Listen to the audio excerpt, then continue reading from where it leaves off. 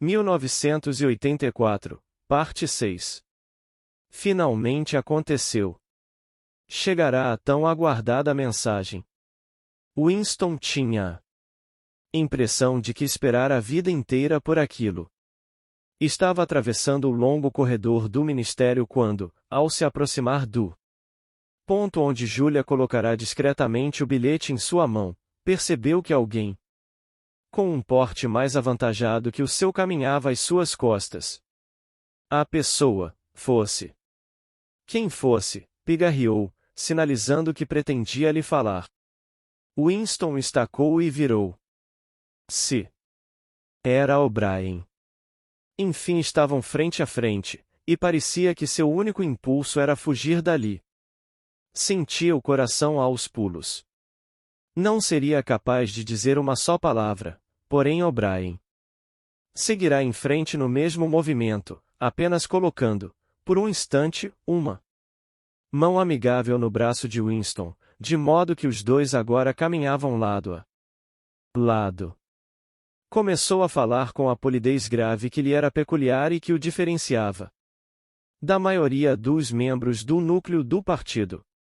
Estava à espera de uma oportunidade para conversar com você, disse O'Brien. Li o artigo sobre a nova fala que você publicou no Times outro dia. Tem um interesse bastante erudito pelo novo idioma, não tem? Winston recobrara parcialmente a presença de espírito. Estou longe de ser um erudito, respondeu. Sou apenas um diletante. Não é minha área. Nunca tive nada a ver com a elaboração do idioma. Mas o usa com muita elegância, disse O'Brien. E não sou o único que acha isso. Recentemente tive uma conversa com um amigo seu que sem dúvida é especialista no assunto. Agora me foge à memória o nome dele. O coração de Winston deu outro solavanco dolorido. Era inconcebível que aquilo fosse outra coisa que não uma referência a Sim-me. Mas Sim-me não apenas estava morto como for abolido, era uma despessoa. Fazer qualquer referência que o identificasse era mortalmente perigoso. O comentário de O'Brien só podia ser uma senha, uma mensagem cifrada. Ao compartilhar um pequeno ato de pensamento, crime, transformará a ambos em cúmplices. Continuavam avançando pelo corredor. Mas nisso O'Brien se deteve. Com a singular e apaziguadora cordialidade que sempre conseguia conferir ao gesto, ajeitou os óculos no nariz. Depois prosseguiu. O que eu realmente pretendia lhe dizer é que notei que no seu artigo você faz uso de duas palavras que se tornaram obsoletas. Se bem que faz pouquíssimo tempo que elas foram descartadas. Já viu a 10ª edição do Dicionário de Nova Fala? Não, disse Winston. Não sabia que já tinha saído. No departamento de documentação ainda estamos usando a 9ª edição. Acho que a 10ª só vai ser publicada daqui a alguns meses. Mais uns poucos exemplares foram distribuídos antecipadamente. Eu recebi um. Pensei que talvez você se interessasse em dar uma espiada. Claro que sim, disse Winston, percebendo de imediato aonde aquilo iria levar.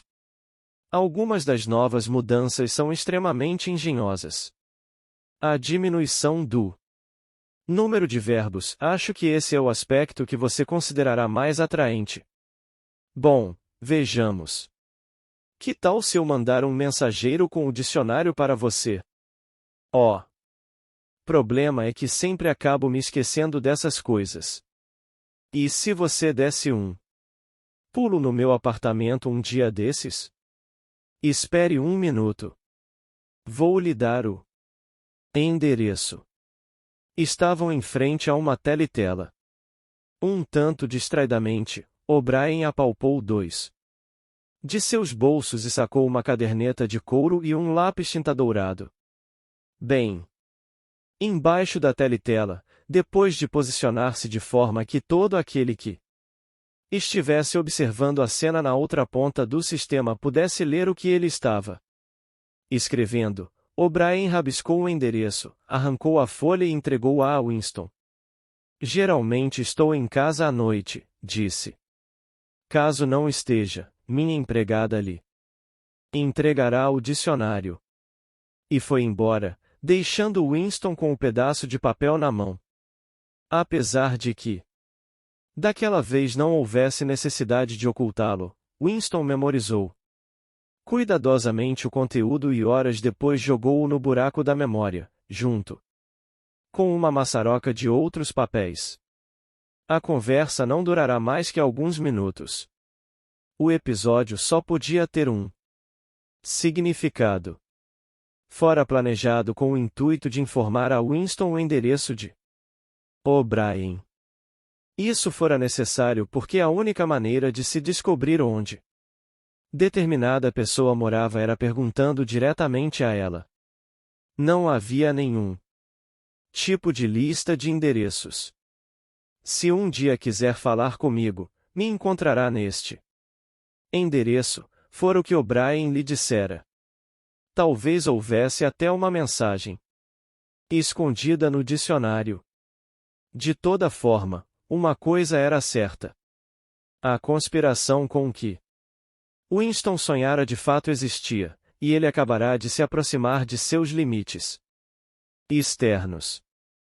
Winston sabia que cedo ou tarde atenderia à convocação de O'Brien. Talvez no dia seguinte, talvez depois de um longo interlúdio, quanto a isso não tinha certeza. O que estava acontecendo era apenas o desdobramento de um processo iniciado anos antes. O primeiro passo fora um pensamento secreto e involuntário, o segundo, a abertura do diário. Passará dos pensamentos às palavras, e agora passava das palavras às ações. O último passo seria alguma coisa que teria lugar no ministério do amor. Winston aceitar o fato. O fim estava contido no princípio.